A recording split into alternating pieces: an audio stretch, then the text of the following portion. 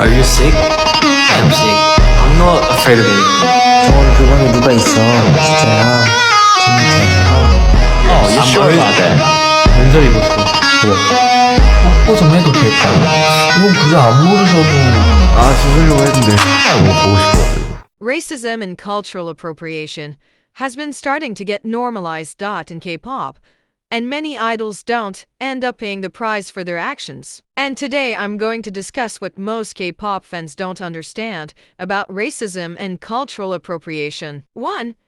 Double standards. Double standards in K-pop normally happen because of gender and popularity difference.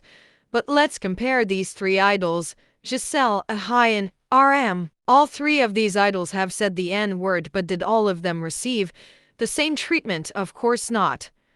Let's take a look at these cases. Let's start with Giselle. Giselle got massive hate for lip-syncing the N-word. Although it isn't as bad as saying it, it's still pretty bad. And let me tell you, fans didn't take this well. Giselle got massive hate, and fans went as far as to send her death threats. She wasn't thrown under a bus. She was thrown under a whole freaking train. Even when she apologized, she still received massive hate, backlash, and death threats. Imagine waking up and looking at your phone just to see death threats from people you once called your fans. Personally, I would take that personally. Did Giselle deserve the criticism? Yes. Did she deserve the hate? Not really. Did she deserve the death threats? Absolutely not. And then Ahayan said the N-word more than once while covering a Nicki Minaj song, and she didn't lip-sync it, she said it. 50% of fans were criticizing her and the other 50% were defending her, although she did get hate, but it wasn't as bad as Giselle's. Fans came up with excuses like she's just a child, but other fans said she is fluent in English. She should have known. But you could easily see the double standards because a lot of fans didn't even bother to defend Giselle, and Ahayan's case was worse than Giselle's. A lot of fans said treat her like the way you treated Giselle. But one thing that drove me mad was when a few fans had the audacity to say blame the person who sang and wrote the song. Ahayan was just covering it. She didn't do anything wrong. The artist shouldn't have said the N-word. That was the most rubbish excuse I've ever heard. Why can't Nicki Minaj say it when she has a right to say it because she's black and Ahayan isn't? Ahayan had no right to say it. She could have censored it or cover another song. After Ahayan apologized through a letter, everyone forgot about it.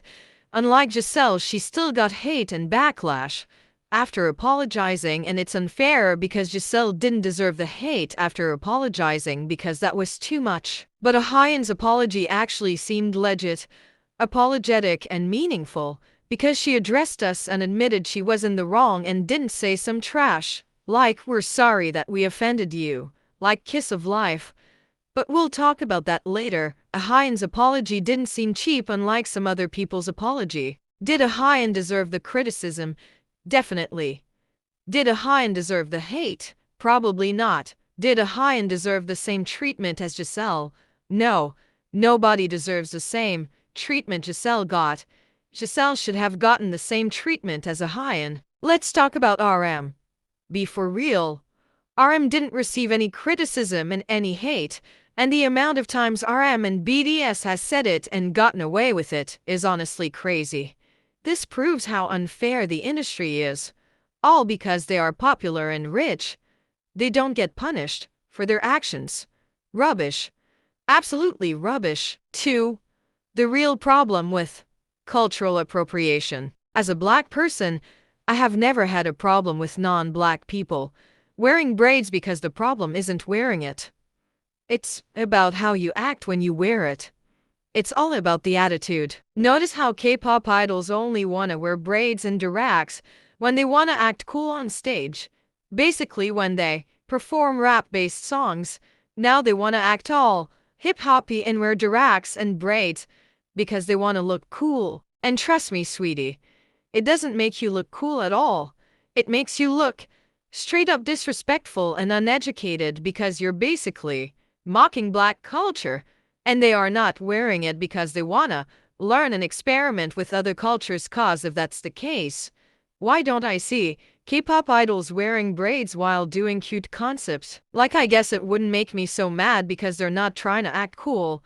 And it's not that K-pop idols aren't allowed to wear braids and durags, it's that they shouldn't wear it without acknowledging the culture, cause I swear if I see one more person call single braids and Fulani braids Viking braids, I'm gonna crash out, cause that means you know nothing about the culture and shouldn't experiment with other cultures if you know nothing about it. And it's just not the K-pop industry. It's basically the whole entertainment industry. And honestly, it's low-key sad to see your faves disrespecting your culture like this. Kiss of Life and Young Posse. I'm looking at y'all, and I think this is the right time to talk about the Kiss of Life situation. But before I carry on, I wanted to say sorry for not posting for a long time and for kinda being late with this topic.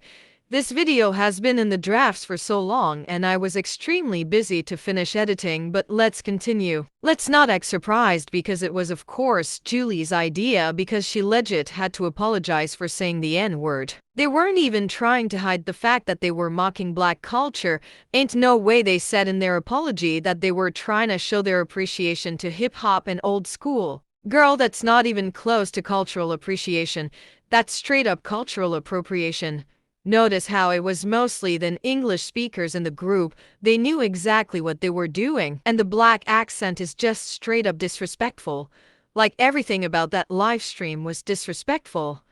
I feel like that was one of the most disrespectful stuff I've seen in K-pop. Like, at this point, just give Kiss of Life their crown and trophy for being the queens of racism and cultural appropriation, cause wow, just wow. And that apology letter.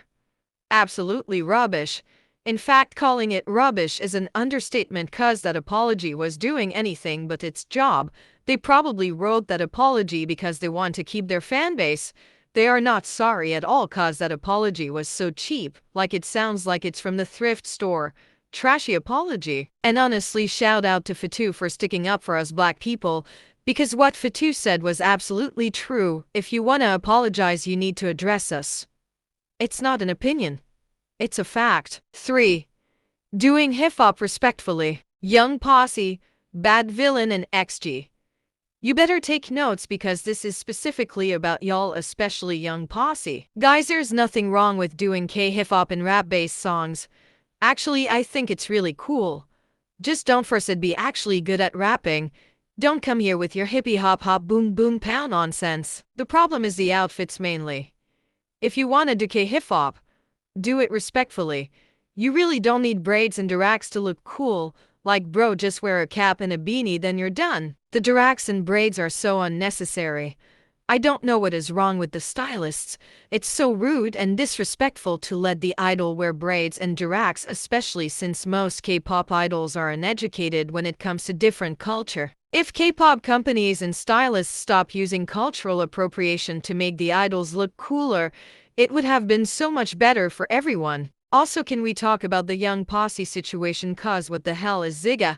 Like, is that the K-pop version of the N-word or what? Because who agreed to this? And saying Zigga is low-key worse because it means they knew not to say it, but they thought, let's just replace N with Z. Replacing one letter doesn't make anything better. Why couldn't they replace the whole word with fella or something? I thought they were gonna stop the cultural appropriation after Santa Claus is coming to hood, cause what hood were they talking about? They are in Korea. There is no hood. And let's be real, Young Posse has a lot of creative control cause they write majority of their songs, so we can't just blame the producers. It's both of their faults, cause why didn't the producers stop the girls? Thank God they changed the song to Santa Claus Left Me No Goods. Honestly, Young Posse needs to apologize for the amount of cultural appropriation they have done. Anyways, that's all. Thanks for watching my video. Goodbye. Make sure to like and subscribe if you enjoyed this video.